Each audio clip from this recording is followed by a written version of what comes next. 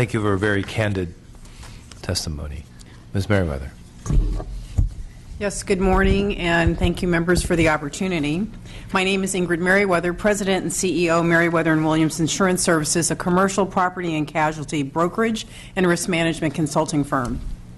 Our firm provides commercial insurance brokerage services, placing insurance such as property, general liability, builder's risk, and workers' compensation for entities such as developers, manufacturers, and public entities, including BART, the City and County of San Francisco, Sempra, Southern California Edison, to name a few. We also provide risk management consulting services, including insurance program administration, claims administration, construction safety and loss control, and owner-controlled insurance program brokerage and administration.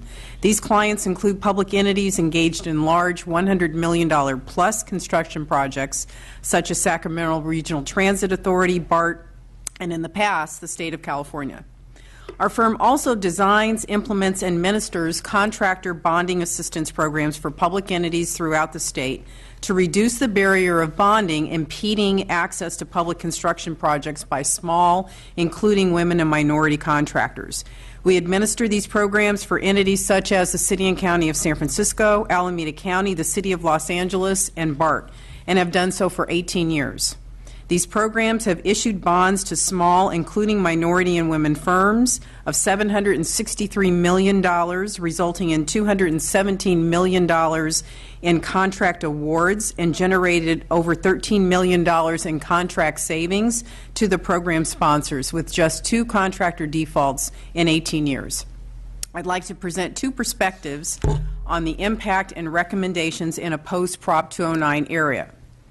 First, speaking from the direct contracting experience of our firm as respects public entity procurement of insurance brokerage and risk management consulting procurement, generally convened through a professional services RFP process. Although in our 18 years we've pursued many such opportunities, in the interest of time, I will speak specifically to our experience with the State of California itself. Prior to Prop 209, our firm, as well as our predecessor entity, who was also a minority-owned firm, had the opportunity to participate in several state insurance procurements, including that as a subconsultant to a majority broker on a program for veteran homes, as well as a direct prime contract whereby we placed property coverage for the Thermalito Hyatt power plant facility. The state pre-Prop 209 had a mandated minimum MWBE participation requirement, which opened up these opportunities for our firm.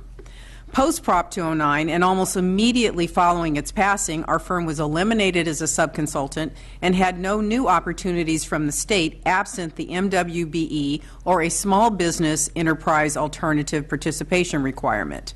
The states, as is the case with some other public entities' RFP procurement processes, has inherent and insurmountable obstacles, eliminating many of the state's insurance brokerage firms from consideration. First off, absent a required participation goal, larger brokerage firms have no incentive to engage a firm such as ours. Upon approach, these firms make it clear. If there's no requirement, they have no interest to partner. As respects direct prime contracting opportunities, firms such as ours, despite our past experience and our representation of other public entities on large complex risks, are de facto eliminated from consideration through minimum qualification requirements that establish arbitrary volume-based criteria, such as you must have more than X dollars of premium dollars in the insurance marketplace for the specific coverages being procured. These levels range anywhere from $50 million to $200 million in minimum premium volume representation. Typically, only a small number of brokers meet such requirements. This number would average no more than 5 firms being eligible. So this omits our firm from consideration as a prime consultant. This practice of procurement using volume criteria not only perpetuates the status quo of the state only engaging 4 or 5 brokers for all the state's insurance business, it has historically contributed to market factors which led to industry fraud, whereby these very large brokerage firms were caught manipulating the large premium dollars they controlled in the insurance marketplace to direct insurance placements to insurance carriers who paid the highest profit-sharing contingency to these firms, not making placements on the basis of the competitive terms for the client. This was exposed by New York Attorney General Elliot Spitzer as insurance market bid rigging, and ultimately led to the largest and quickest insurance broker settlement in history, $890 million, which represented just 1 year of profit sharing from the biggest perpetrator of this practice. So public entities using market volume factors to discern most qualified creates an inherent and insurmountable obstacle for smaller firms like ours, but it also has contributed to perverse fraudulent activity for which the state itself could have been a victim. Another and more recent practice by the state in procuring insurance brokerage services is the aggregation or bundling the vast majority of the state's insurance placements into a single RFP and contract, omitting smaller placement opportunities for which the state, under its premium volume guidelines, could consider smaller firms. This recent procurement, absent any small business participation requirements, concurrent with minimum qualifications, is exclusively biased to the state's largest majority-owned firm, virtually placing a closed for business sign on the state of California for firms such as ours. Another practice by public entities in California is the formation of JPAs, or joint power authorities. Although not likely intentional, many of these entities, which are comprised of various like agencies, counties, school districts, etc., in part for the purpose of aggregating insurance purchasing, have omitted their participation in the public procurement process at all. Although they individually as single entities would have to follow state competitive contracting protocol, when they collect themselves as a JPA, these protocols seem to not apply or are not monitored for compliance. Many of these entities not only don't have an open public competition for the insurance professional services they procure, such as administration, brokerage, third-party administration, they often allow their professional administrator, who themselves are often brokers, to place all the business on behalf of the JPA and provide all these services directly, also rendering these public entities as closed for business. Based on our experience of these public entity procurement practices, we would recommend the following. Convert the 25% aspirational goal to a 25% certified small business requirement in all direct state contracting, as well as making it applicable to all recipient public agencies. A waiver exception process could be included for appropriate application. Eliminate RFP requirements that establish minimum qualifications on the basis of how much or how many, without establishing consideration factors that allow firms to present their relevant qualification in an objective evaluation, not slanted or biased to large majority firms. Eliminate bundling, or at a minimum, establish a minimum level of small business set-asides in all areas of state procurement and require the same of state recipient entities. Require entities such as state joint power authorities, JPAs, to follow public competitive contracting for all their procurement and inclusive of small business participation requirements. Now quickly, from our perspective as an administrator of contractor bonding assistance programs, which again we administer for public agencies throughout the state who seek to eliminate historical barriers such as bonding to enable small, including women and minorities, to bid on public construction projects. The efficacy of these programs are well established and generate a return on investment in the form of creating access to bids, generating contract award outcomes, and realizing contract saving dollars in the process. Our recommendations for public construction contracts include, as stated before, establishing a 25% minimum small business participation requirement for the state and its recipient agencies, require a percentage of contracts to be bid on a small business set-aside basis, and the state should adopt a small contractor bonding assistance program and other similar initiatives for its own contracting. This program could allow for participation and funding support of the state's recipient agencies. Thank you very much. Thank you, and thank you to this panel. I think there's definitely some common themes that have gone through this morning and this afternoon. Questions or comments from committee members? All right. Mr. Lev? Go ahead. Question for the panel. I was reading one of these reports here, public contracting in the Proposition 209 era, and just on one of the points that I think hasn't been touched is whether California is doing a good enough job doing outreach to these minority and women-owned businesses and enterprises. Just in terms of outreach, how do small businesses know when contracts are up?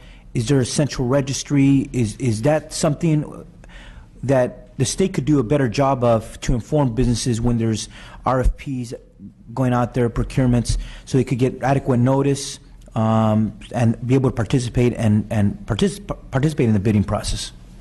I'll answer just briefly and then yield to my co-panelists. So I don't think the absence of outreach is really a primary issue. There are existing and inherent outreach practices by most public entities, and there are many private consulting firms who are engaged by public entities themselves or large prime contractors to conduct outreach. If anything, I'd say a lot of the small businesses I encounter suffer from outreach fatigue.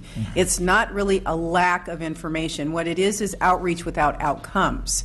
So you end up fatigued by participating in voluminous number of outreach conferences or conventions or pre-bids or the whole host of those advertising opportunities, but it really is the systemic practices in the procurement process and inherent barriers that prevent outreach resulting into actual outcomes.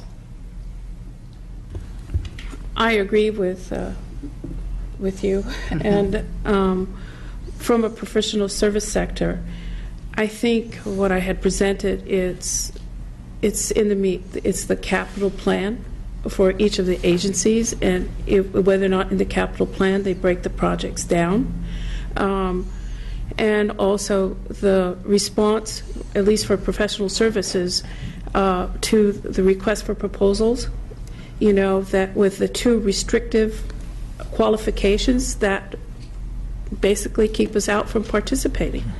And it's just like I said, you know, such as 5 years or 10 years of green building experience, when you can have equivalent resources to get that score, you know, but yet it's some restrictive criteria in the response request for proposals that keeps us from participating. And I think outreach is great. Sometimes I think the outreach doesn't really know their targeted market.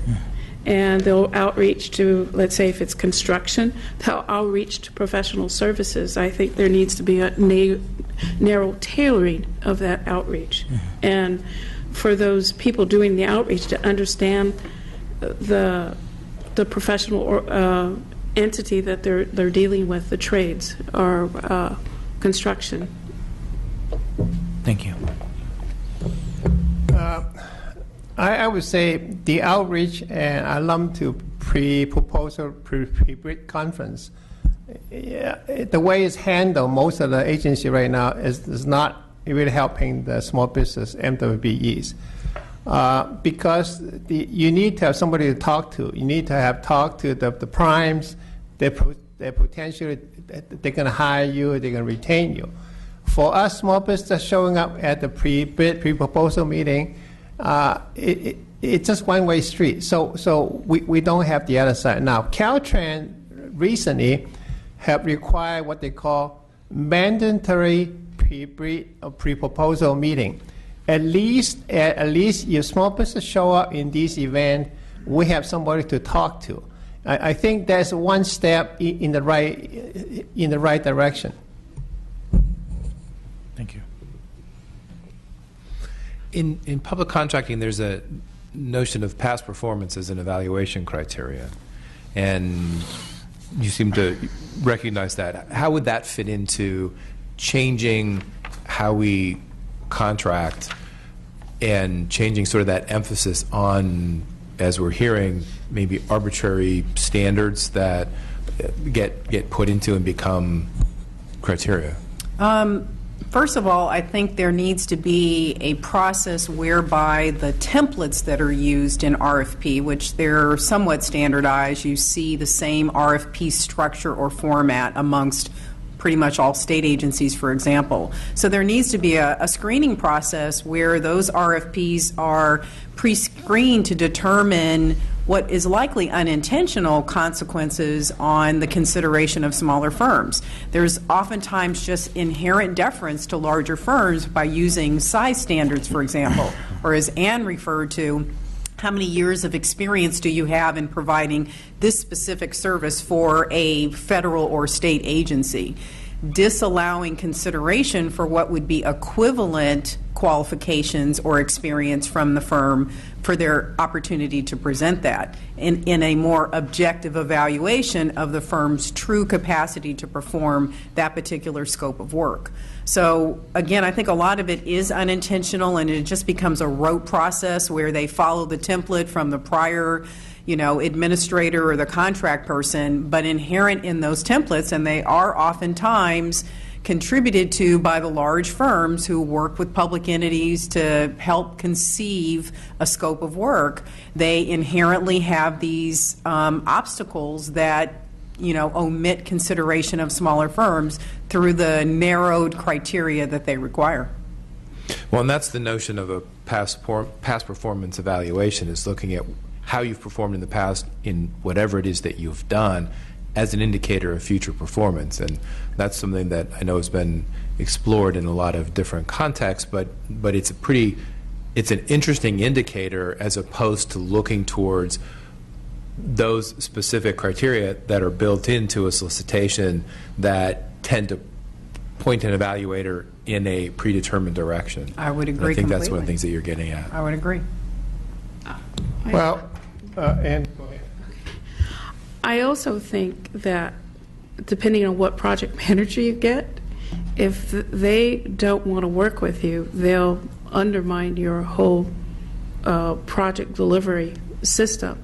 And there needs to be something in there that the project managers need to get evaluated whether or not they're implementing policy and just dealing with business rather than bringing it in personal biases and issues of working with another entity. That's what I'm looking for. So anyway, yeah. Okay, good. Mr. Lau, did you have a comment? Well, up until now, at least we have the paperwork to see whether there was bias during the selection process. But Caltrans currently is implementing a pilot project to what they call consensus scoring. They're going to do away with all the scoring sheets, and they will only select. They will convene a panel, and they will discuss in the panel, within the panel, whom they think has the best qualified firm. So doing this way is more expedient for the agency. But however, there's no record, no paper trail how they end up selecting the firm. Right now, I am, as the chair of the Professional Service Committee of the Caltrans Business Council, I am fighting Caltrans on this pilot project tooth and nail. So. Interesting. We do have responsibility of spending public dollars, not only to do it efficiently, but also expend those dollars in a way that furthers our broad goals as a public entity. And yeah, creating that track record and objective criteria, however they're done, would seem to be an important part of that. Okay. I just wanted to add one more comment on track record. With design build projects, they're often done to save the agency money. And what happens is there really no track records kept by that entity, whether it's a construction-driven design build project delivery system. So something really needs to look into that, because sometimes they're used to side skirt policy issue. Okay. Thank you, panel, very much for give us some good ideas and good things to work with. Thank you. All right, and I'm now going to open it up for public comment. If anyone would like to address the committee on the issue that is before us on public contracting and impacts of Prop 209, this is your opportunity.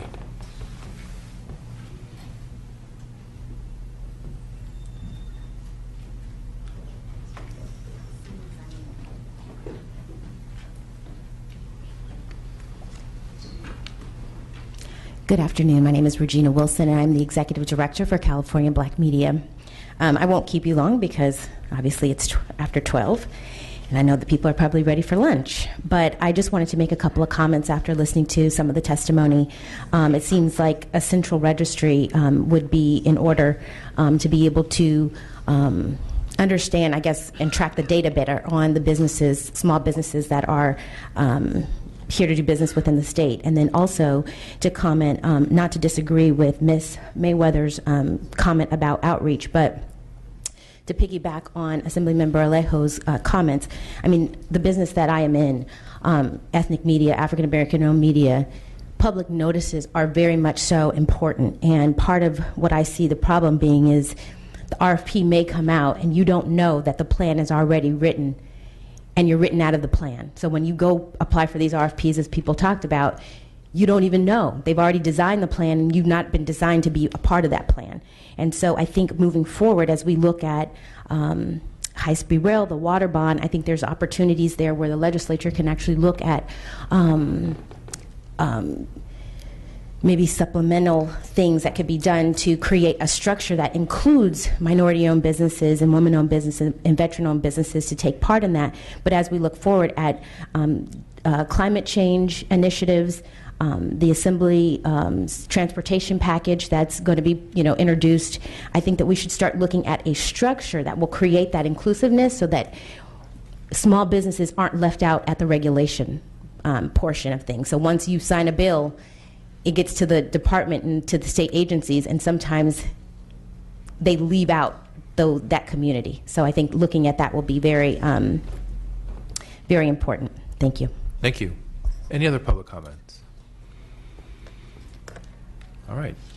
Seeing none, I would like to thank our panels and our committee members for coming and engaging in this conversation. Mr. Alejo, any final comments? No. Thank you. This has been a very interesting and informative hearing, I think, outlining some of the challenges that we have. And again, as a policy-making body, it is our interest to ensure that the way we're spending public dollars implements the policy of this body as well as the policies of the administration, and ensuring that all contractors providing goods or services to the state of California in aggregate look like the population of the state of California. I think that's ultimately our goal here, and it certainly seems that under Prop 209 that policy notion has slipped. So we have a bit of work to do, I think, in the legislature and working with the administration on seeing how we can address those issues. So I want to thank everybody for coming today. I want to thank the panelists especially. I know many of you have traveled a bit to come to us and provide this information. This was a great start, I think, to our year as the Judiciary Committee, and I appreciate all the participation. And with that, for today, we're adjourned. Thank you.